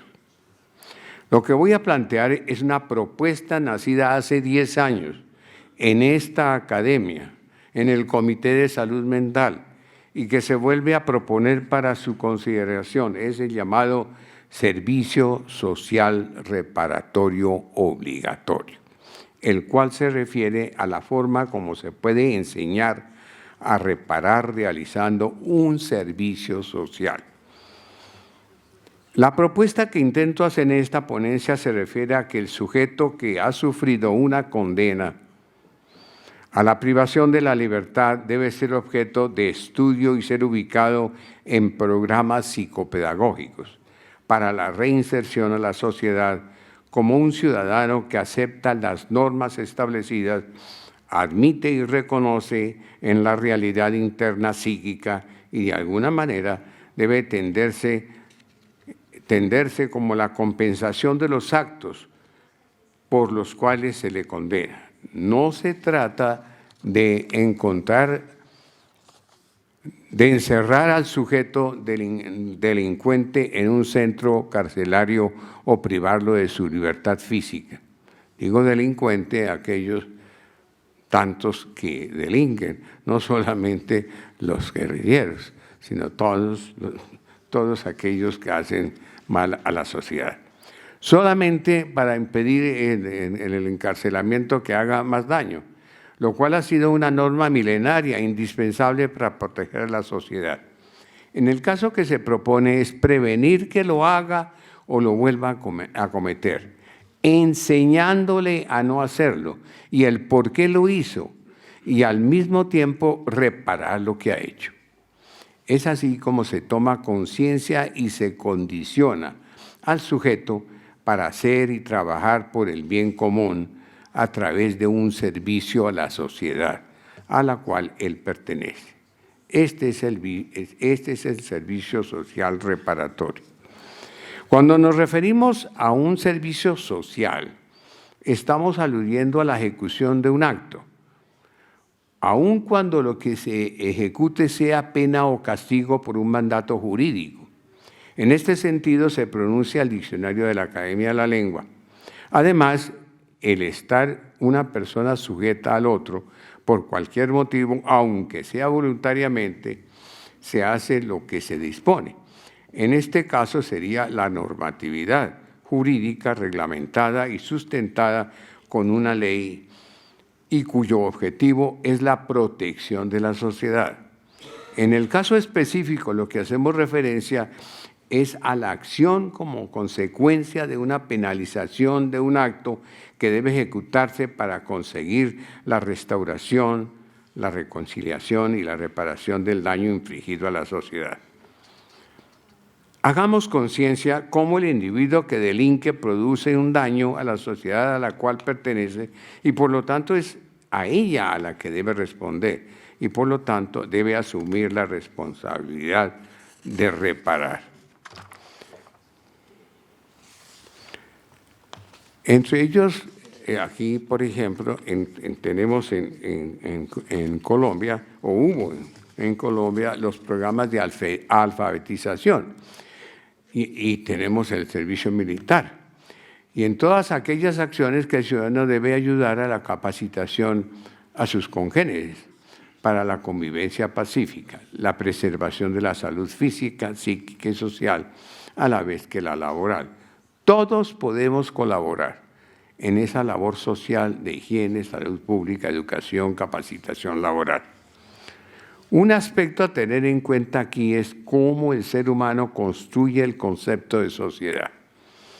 En un mundo interno, la humanidad lo ha hecho a través de millones de años, desde que fue animal gregario y tuvo la reacción de defensa para la sobrevivencia, con la posesión territorial, y hasta llegar al Homo erectus y Homo sapiens, y se instauró luego la familia.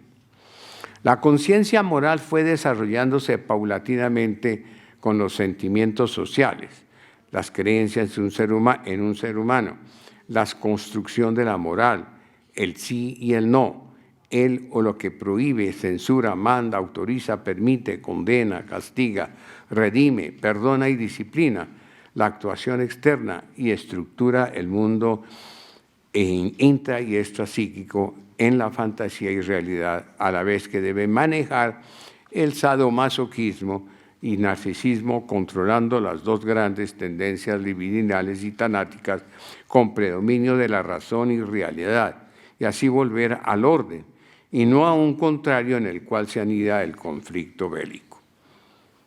Por su parte, la paz conlleva no solo el silencio de los fusiles, sino de ideas negativas que se expresan con palabras, resentimientos y retaliaciones de parte y parte. Por lo contrario, hay que enseñar, educar y obviamente formar para construir cambios de actitudes, conceptos, fantasías y decisiones destructivas.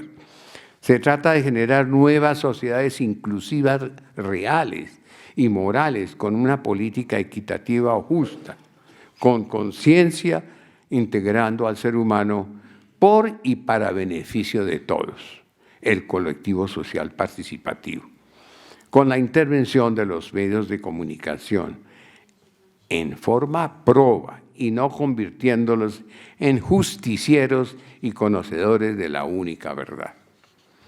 De todo esto se puede concluir que en el caso que nos ocupa, los alzados en armas que han cometido delitos atroces, debemos en primer término hacerles consciente de ese daño y ayudarles a superar la negación para llevarlos a sentir y vivir la frustración, el sentimiento de dolor y culpa, el reconocimiento de su propia agresión en la realidad psíquica interna y externa, y así poder buscar herramientas para construir la verdadera reparación a través de un pensamiento que conlleva a una reflexión con sentimientos de arrepentimiento, reconciliación sin retaliación y con ello un diálogo en el cual se renuncia a la omnipotencia, a la magia, disminuyendo la escisión y disociación del yo y de la realidad, así como a la remoción de las identificaciones malsanas que invaden al sujeto.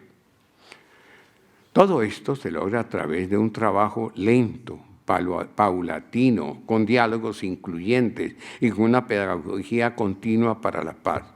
Esto fue mencionado por los dos expositores anteriores. Para todo esto, el sujeto tendrá que aceptar el dolor de pérdidas en ambos frentes, víctimas y victimarios, y así es factible relacionar la propia identidad del yo en el vínculo con el él, con el nosotros, para llegar a la identidad social del self o mismidad, nosotros mismos. Todo esto conlleva la estructuración del primer grupo social, el de la familia, que está cada vez más destruyéndose. Y aún hay una encuesta en que se vio que lo que faltaba más era el padre. Todo esto conlleva la estructuración del primer grupo social, la familia, en el cual se anida la seguridad, la fortaleza, la constancia y confianza. Es así como aparecen también la cátedra de la paz. En el texto Ideas para la Paz, en la obra Una puerta hacia la paz, el autor se pronuncia en la siguiente manera. Es decir, el autor que les habla. Así pues, para construir y lograr la paz y la reconciliación se deben dar pasos que pueden llevar a un punto de equilibrio económico y dinámico de redistribución de la riqueza y los recursos con el reconocimiento y aceptación de las normas viables del derecho. El servicio social reparatorio obligatorio es el que se prestaría a la comunidad como compensación por el ya nombrado daño infligido, el cual se busca enmendar. Este servicio debería ser materia de legislación y regulación para ser aplicado al ciudadano que transgreda la ley.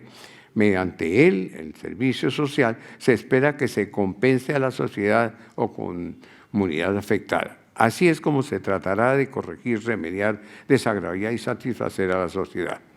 La reparación equivale a suspender los actos destructivos y restablecer el orden. Para llegar al acto reparatorio se requiere no solo de ser consciente del daño ocasionado y de reflexionar sobre él, sino además tener deseo de voluntad y oportunidad de trabajar para lograrlo.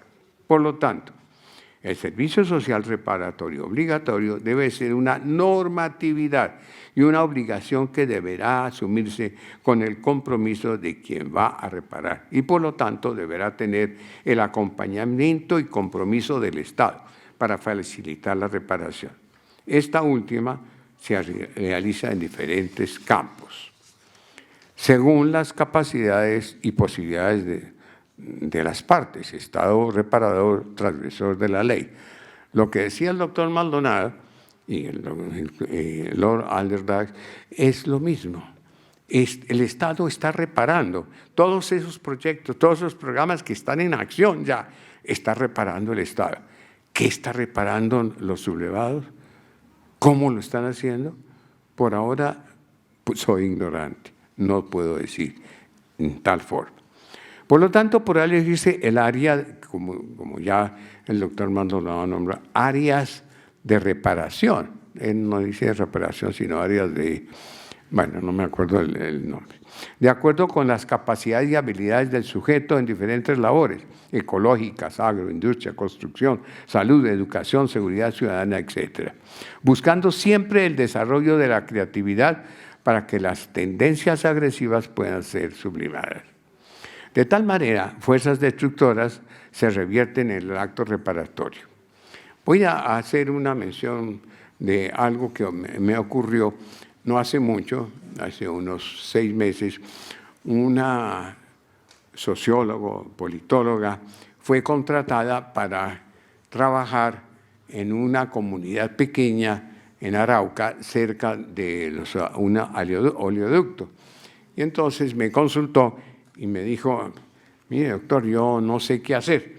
Entonces, pero cuénteme cómo es esa comunidad. No, tiene aproximadamente 7.000 habitantes, pero hay de todo.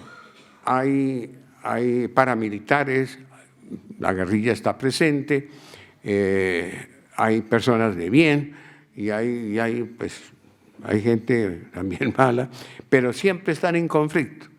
Entonces yo le dije, mire, piense cómo se podría construir una ciudad nueva. Comience primero por clasificarlos, a ver, póngales partidos de fútbol, haga grupos que convivan, que jueguen, haga teatro, siembre árboles, haga una avenida de árboles.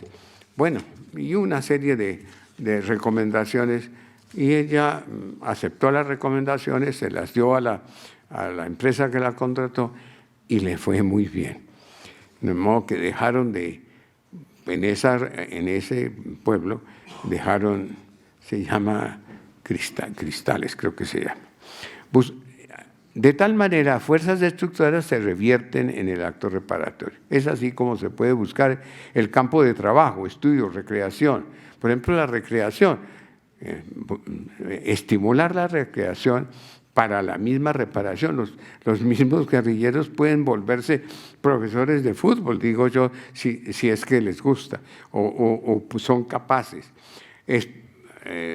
Ponerlos a reflexionar para la reincorporación y adaptación a la sociedad. No se trata de castigar con el trabajo, y menos aún de aplicar forma forzada, trabajos forzados, sino de realizar una libre, consciente reparación. Quien no se acoja a este beneficio tendrá que someter a condenas en que se le prive de la libertad sin beneficios, eso de acuerdo a las leyes que tengan que aplicar. Y quien incumpla con los compromisos convenidos deberá no solo perder los beneficios, sino acogerse a la ley. A estas alturas nos preguntamos, ¿cuál sería el método para aplicar el servicio social reparatorio obligatorio?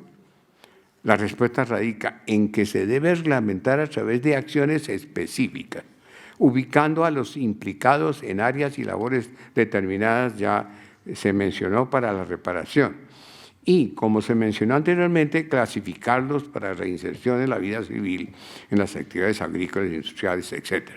El presidente Santos, el día de ayer, en la televisión apareció con las siguientes cifras. Hay 10.700 subversivos, de los cuales 7.500 son guerrilleros y los otros son subversivos.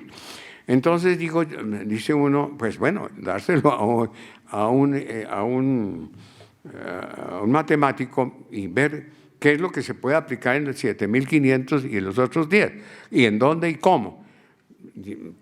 Yo digo, si son 10 y 7.500, no más, porque se han entregado unas 2 veces más de lo que se ha dicho, se han entregado o lo han dado de alta o de baja, perdón, de baja, pues entonces son otras cifras. Pero si es esta cifra que el presidente mencionó, pues la cosa no es tan compleja, tan costosa, tan difícil.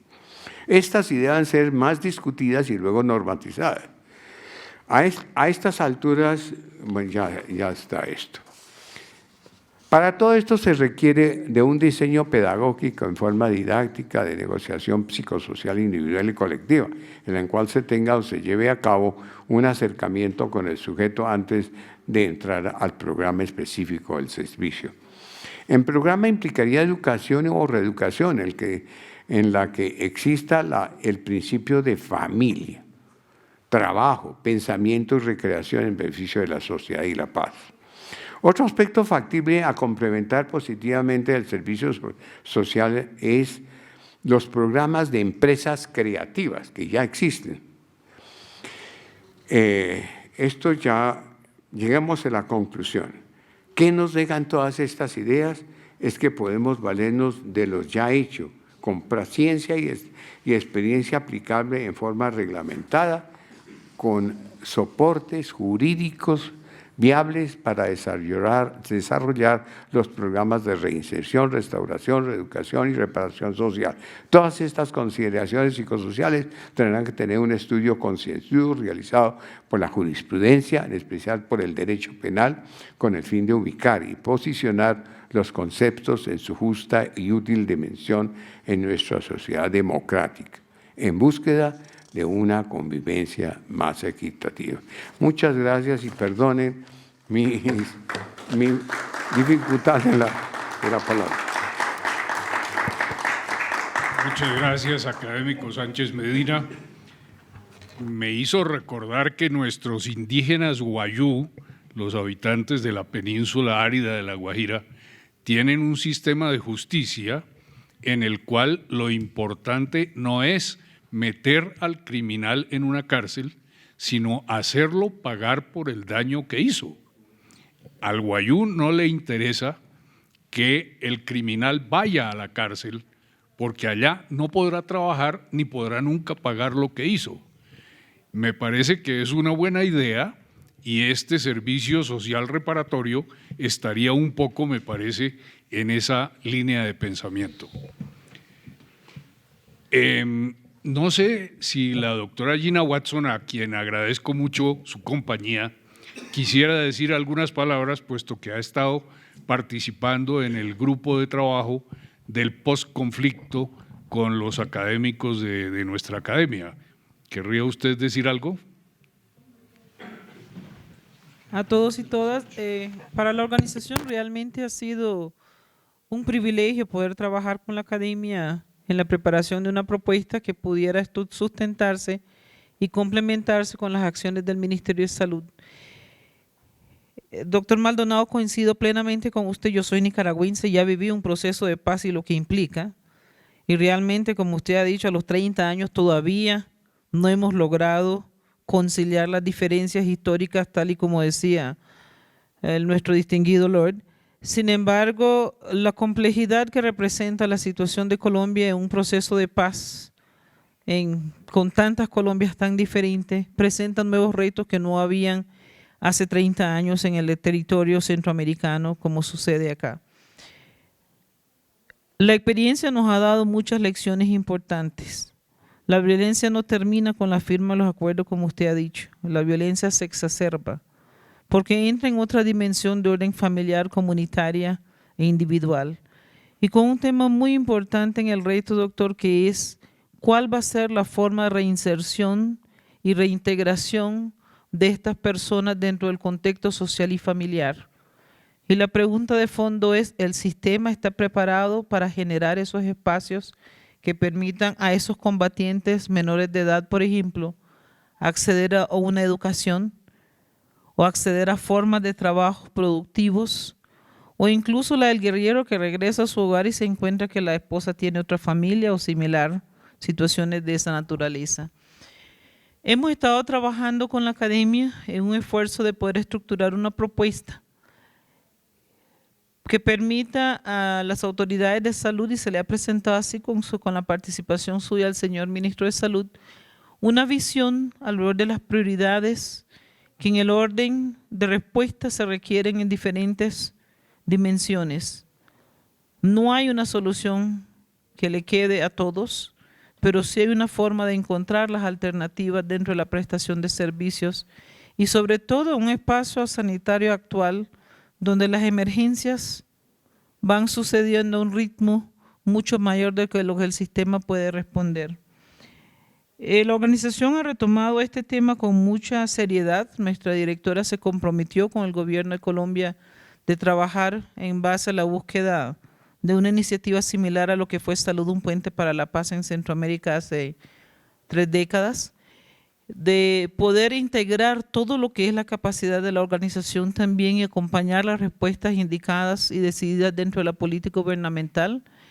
Estamos trabajando con el equipo del ministro de Salud en términos de estructurar la estrategia, la propuesta, identificar las intervenciones que son sujetas de medidas inmediatas y otras que tienen que verse en un término de un plazo más mediato y aún más largo. Con prioridades muy bien identificadas. El tema de salud mental es fundamental. La reparación no va a ser solamente la reparación de orden económica y de reinstitución de orden física, sino la parte emocional, que va a ser una tarea de generaciones. El tema de la justicia social sanitaria, incluso dentro de esto, ¿qué se va a hacer, por ejemplo, con los discapacitados? ¿Cómo va a haber un acceso equitativo y universal a las coberturas de servicios de salud con igual calidad, sin ninguna diferencia, sin ninguna discriminación de ninguna clase? ¿Y cómo va a ser el tema, doctor Maldonado, que usted decía, ¿no? El establecimiento de esa institucionalidad que sea sostenible, que es uno de los grandes retos. Entonces creo que hay grandes expectativas dentro de la población afectada de frente a lo que va a ser la realidad de la temporalidad de la respuesta. No va a ser una tarea fácil y sobre todo para nosotros desde el punto de vista de salud pública, porque se va a enfrentar a nuevos escenarios de los cuales el sistema no está acostumbrado a manejar. Si ahorita el Zika nos ha retado de manera sustancial y todavía estamos tratando de generar las respuestas de frente a él, aprendimos lecciones de chikungunya, pero no nos esperábamos otra y no sabemos cuál es la siguiente que viene detrás. Las expectativas del punto de vista sanitario y del punto de vista de acción de desarrollo social para esta población van a ser mucho más complejas. Nuestra visión de esto, doctor, es que quizás tenemos que regresar a algunas de las lecciones viejas. La necesidad de fortalecer las acciones de atención primaria y de participación comunitaria, como usted bien decía, darle voz a esa comunidad en las resoluciones va a ser importante, pero también va a ser importante en construir la credibilidad y la confianza de la población en los servicios de salud que se puedan prestar. Realmente va a ser una tarea herculeana, inmensa, pero tenemos por parte de la organización el compromiso de acompañar este proceso, pero también la convicción de que Colombia tiene la capacidad de lograrlo. Tiene la masa crítica necesaria, tiene los recursos en gran parte y sobre todo pues tiene una capacidad de cobertura territorial del punto de vista de aseguramiento que puede facilitar el proceso en alguna manera. Pero todavía queda el reto alrededor del acceso real y el mantenimiento de la calidad de los servicios. Pero para la OPS, OMS, realmente una oportunidad, un privilegio poder trabajar en el país en un momento tan especial del desarrollo social, pero también del desarrollo sanitario a nivel nacional. Gracias, doctor. Muchas gracias, doctora Gina. Sí, cada vez queda más claro que nos espera muchísimo trabajo, indudablemente, porque se nos destapa, como decía el doctor Maldonado, lo que ha estado en parte oculto porque no hemos podido llegar allá, puesto que allá están los actores del conflicto. Ahora no van a estar y entonces los conflictos van a surgir por todas partes y tendremos que enfrentarlos. Una cosa que me gusta es que me parece que la academia va bien encaminada en insistir en que las acciones se hagan centradas en las personas, teniendo en cuenta a las personas, pensando en las personas, consultando a las personas. El episodio de las ambulancias es típico, ¿no? Bellísimas ambulancias sin carreteras, ni un solo bote para poder ir por donde va la gente, por donde van las personas. Eso no debe pasar, eso no nos debe seguir pasando. Tenemos que aprender a no hacer esas tonterías, a no mandar hermosos refrigeradores para hacer hielo al Nevado del Cocuy, que alguna vez oí un chiste parecido a eso. Muy bien, no sé si alguno de los participantes, muy brevemente, por favor, porque se nos acabó el tiempo, son las 8:15. Sí, gracias. Yo soy Jorge Liévano, psiquiatra y psicoanalista de niños, adolescentes y adultos. Me preocupa mucho de que poco se oye en la televisión del presidente, etcétera, etcétera, o en los periódicos, acerca de los actos reparatorios para las víctimas directas o indirectas, que son aquellas personas que han sido afectadas por la violencia a través de los años, el ciudadano de bien, que simplemente estaba en el lugar incorrecto o fue víctima de una situación que no buscó necesariamente y que, por ejemplo, en la especial me refiero a los en la edad senil y también en particular a los niños y los adolescentes, que son víctimas inocentes de ese proceso y que su salud mental está severamente afectada. En Colombia, desgraciadamente, la profilaxis, el prevenir, poco y nada tiene que ver con nosotros. Por eso la niña o el niño o otras situaciones, el Zika o lo que fuere, nos coge desprevenidos. Si llueve porque llueve y si no llueve porque no está lloviendo y estamos no estamos preparados para enfrentarnos a ese proceso. Así que ciertamente para traer más necesarias preocupaciones que nos tenemos que atender directamente en este proceso, nos toca lidiar con esa población que está desprotegida y que ha sido tan terriblemente afectada por este conflicto. Muchas gracias, doctor. Sí, para efectos de grabación, por favor, identificarse al hablar. Mi nombre es Carlos Alberto Sánchez, soy psiquiatra y psicoanalista, profesor de la Universidad de Columbia y del Instituto de Psicoanálisis de Nueva York. Y tengo una pregunta para el doctor Maldonado. Sí, es interesante cómo este proceso se ha dado entre dos partes y el tiempo que lleva. Sin embargo, tengo la duda de cómo se han manejado los sentimientos y las emociones al interior del proceso, porque la información que hemos recibido desde que comenzó el proceso es que las partes siempre han estado bastante separadas. En 2 o 3 ocasiones se han dado algunos eventos sociales. Yo pienso que en el proceso mismo y el mensaje que se le ha dado al país se ha perdido una buena oportunidad de reconciliación. Entonces, si no nos miramos y no manejamos las emociones, a pesar de todo esto que se ha dicho, ¿cómo vamos a construir un nuevo país? Entonces, mi pregunta para el doctor Maldonado es cómo se han manejado los sentimientos y estas emociones durante el proceso para construir lazos de confianza, que para mí sigue siendo sorprendente haber llegado hasta este punto en la forma en que se ha llevado.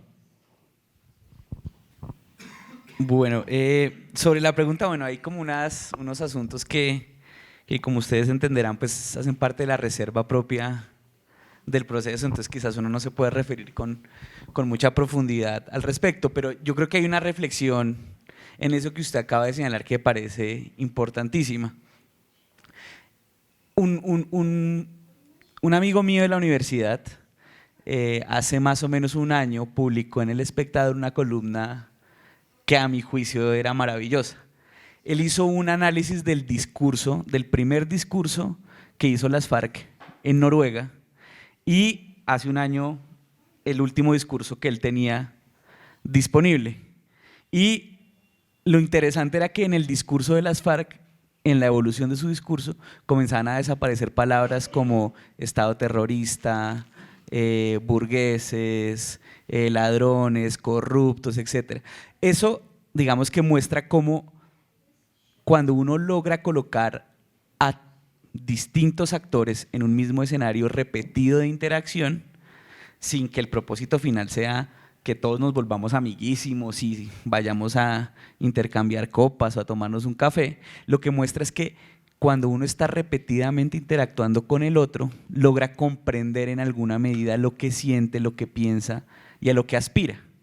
Y ese ejercicio de comprender lo que siente, aspira y quieren los otros es en esencia un ejercicio básico de reconciliación. Digamos, la reconciliación no está tanto en que todos nos volvamos amigos, no está tanto en que todos podamos de alguna manera perdonar, sino que están sobre todo en la posibilidad de que todos podamos expresarnos en igualdad de condiciones y sin ningún tipo de riesgo latente. Entonces, eso es como algo que a mí me llamó poderosamente la atención. Y lo segundo es que en el marco de la propia negociación, lo que uno alcanza a percibir es que el mismo ejercicio de interacción repetida también crea mecanismos muy creativos e innovadores de resolución de los momentos críticos del proceso. Solamente cuando uno mira en la opinión pública uno alcanza a mapear. Creo que han salido noticias, 50 o 60 noticias que dicen el proceso está en crisis y los actores no se están hablando. Y ya llevamos, Andrés, 3 años de negociación más o menos, 3 años de negociación en los que la misma interacción ha permitido que encuentren formas de resolver los conflictos, y cuando se encuentran ese tipo de formas, eso también es un esfuerzo de reconciliación, entender que cada vez que yo me moleste, no tengo que agredir al otro, que si me tengo que parar de la mesa por un segundo me paro, pero que el ejercicio clave para construir un mejor país y una mejor sociedad está en la posibilidad de interactuar y de reconocer al otro en sus ideas y proyectos. Sí, quizás siendo muy cínico, deberíamos empezar por pensar que sería bueno seguir siendo enemigos sin necesidad de sentir la urgencia de matarnos los unos a los otros. Eso ya sería un gran progreso, probablemente. Bueno, creo que hemos cumplido con nuestro orden del día y deseamos que nos acompañen a tomar una copa de vino mientras llega el momento de irse a casa. Se levanta la sesión.